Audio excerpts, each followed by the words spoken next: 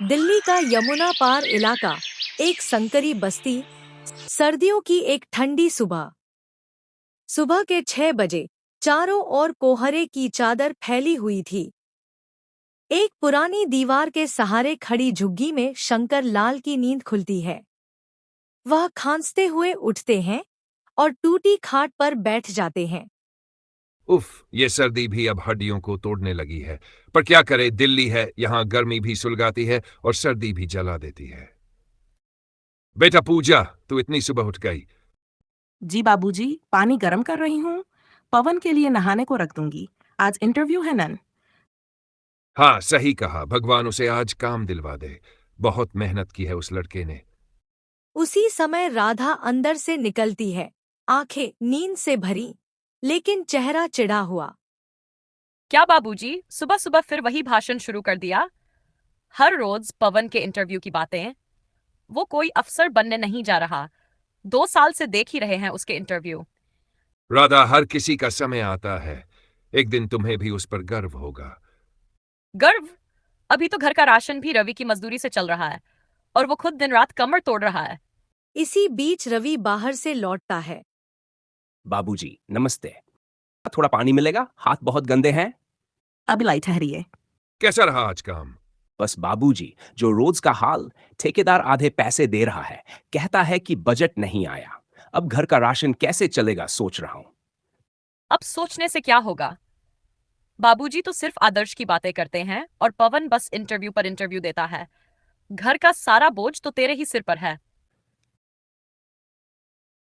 भाभी, अगर मेरी मेहनत आपको दिखाई नहीं देती तो कम से कम अपमान मत कीजिए। मैं निकला हूं कुछ करने। अगर सफल नहीं हुआ तो हार नहीं मानूंगा। हाँ हाँ, तेरे जज्बे के तो सब दीवाने हैं, लेकिन रोटी रवि ही लाता है। रात का समय, सभी घर लौटे हैं। पवन मायूस दिखता है। शंकर चुपचाप बैठकर खाना खा रहे हैं। पवन बेटा, क्या हुआ? इंटरव्यू कैसे गया? उन्होंने कहा कि हम एक्सपीरियंस ढूंढ रहे हैं और मेरे जैसे कई लड़के हैं जिनके पास कुछ नहीं है, बस उम्मीद है। तो बेटा, क्या तू उम्मीद छोड़ देगा? नहीं बाबूजी, हारूंगा नहीं। मैं खुद कुछ करूंगा। कोई छोटा काम, कोई दुकान, कुछ भी। क्यों नहीं? कोई चाय की टपरी खोल लो। वैसे भी पढ़ाई का कोई फायदा तो हुआ नहीं। पूजा बेटी, तुझे देखता हूं तो लगता है इस घर में कुछ तो शांति है। तू राधा से कुछ मत कहना, उसका भी मन कभी समझ जाएगा। मैं कोशिश करती हूँ बाबूजी, लेकिन उसका क्रोध और अहंकार इस घर की हवा को भी जला देता है। रात के अंत में शंकर लाल दीवार पर टंगी अपनी स्वर्गवासी पत्नी की तस्वीर को देखते हैं। उनके चेहरे पर उदासी की एक परत होती है। सीता, हमने सोचा था बेटों को शहर लाकर पढ़ाएंगे, बड़ा बनाएंगे, पर यहां तो हर रोज रोटी के लिए संघर्ष है और ऊपर से रिश्तों में दरार। ये शहर का जीवन है सीता, जो धीरे धीरे सबको खा रहा है। सुबह के 8 बजे का समय। झुग्गी के बाहर पवन एक लकड़ी की छोटी मेज पर चाय के ग्लास और बिस्कुट के पैकेट रख रहा है। पूजा अंदर से एक थर्मस लेकर आती है। लो पवन जी, दूध डाल दिया है। थोड़ी इलायची भी डाल दी। महक अच्छी आती है। तुम हमेशा ध्यान रखती हो पूजा। अगर तुम नन होती तो शायद मैं कभी शुरू ही न कर पाता ये। मुझे भरोसा है आप पर। ये छोटा काम एक दिन बड़ी पहचान बनेगा। वाह, पढ़ा लिखा लड़का अब चाय बेच रहा है और बीवी खुश है जैसे कोई कंपनी शुरू की हो। काम छोटा बड़ा नहीं होता भाभी। मेहनत ही सबसे बड़ा धर्म है। अरे हाँ, अब चाय में भी धर्म ढूंढा जाएगा। रवि भी मेहनत करता है, लेकिन कभी दिखावा नहीं करता। रवि काम से लौटता है, सिर पर पसीना, हाथों में औजारों की थैली।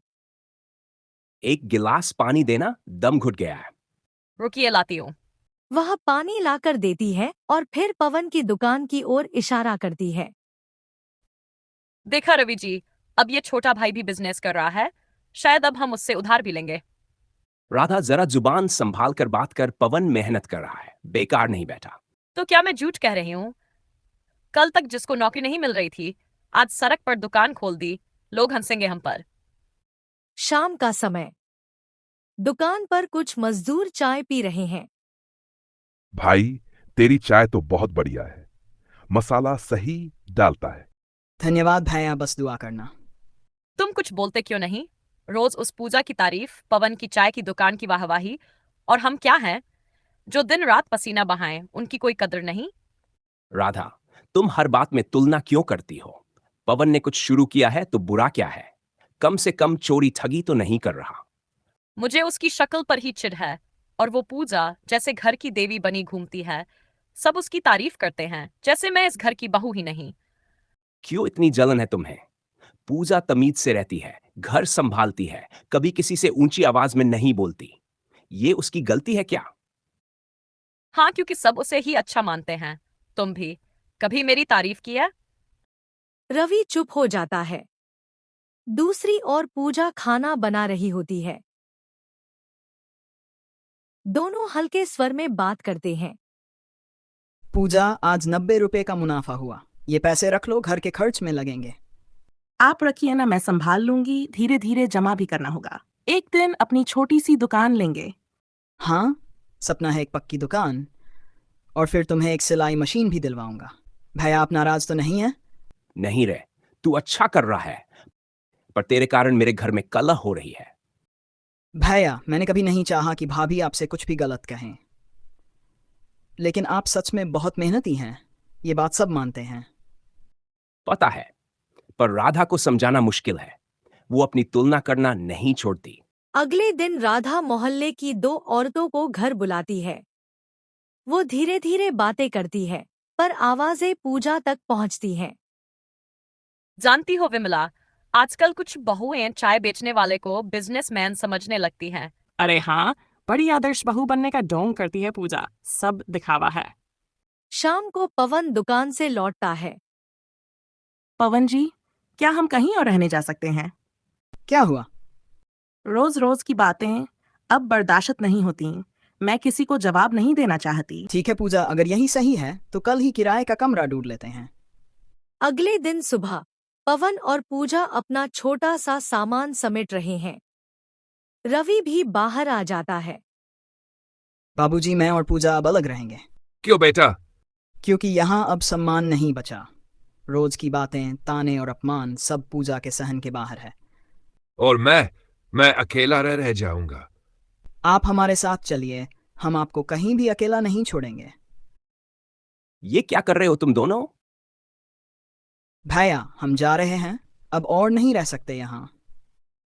राधा, देख क्या कर दिया तूने। मेरा भाई घर छोड़कर जा रहा है। क्या ही है, वैसे भी इन्हें अलग दिखने का शौक था।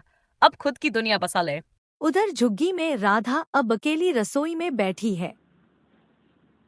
अब इस घर में आवाजें नहीं गूंजती। पूजा के हंसने की, पवन की चाय की खुशबू की, सब कुछ सूना लगने लगा है। तू बदली नहीं भी तुझे अपनी गलती नजर नहीं आती। गलती अब महसूस होती है, पर तब अहंकार के पर्दे ने सब ढक लिया था। अगले दिन सुबह राधा पूजा के नए कमरे का पता पूछकर वहां जाती है। दरवाजा पूजा खोलती है। राधा को देखकर चौंक जाती है। भाभी, आप यहाँ? पूजा, माफ कर दे, बहुत कुछ कहा, बहुत कुछ सहा तूने। आज मैं सुनने आई हूँ, कहने नहीं। मैंने तुम्हारा अपमान किया, तुम्हारी मेहनत का मजाक उड़ाया, पवन को तुमसे दूर करने की कोशिश की, लेकिन मेरा घमंड अब खुद को खा रहा है। मैंने कभी बदले की भावना नहीं रखी भाभी, बस यही चाहा कि घर बना रहे। अब जब सब टूट गया है, तब समझ आया कि किसे तोड़ा। रवि और शंकर लाल को भी पूजा बुलवाती है। सब एक ही छोटे से कमरे में मिलते हैं। शायद हमने एक कमरे में जगह कम समझी। मैं वादा करती हूँ कि अब कोई दीवार नहीं बनाऊंगी, बल्कि वही दीवारें फिर से तस्वीरों से भर दूंगी। सब एक छोटे से कमरे में बैठकर चाय पीते हैं। पूजा चाय परोस रही है। पवन बच्चों को पढ़ाने की बात कर रहा है। लालच, अहंकार और ईर्ष्या चाहे जितने मजबूत क्यों न हो, अगर दिल में सच्चाई और क्षमा हो तो टूटे रिश्ते भी फिर से जुड़ सकते हैं।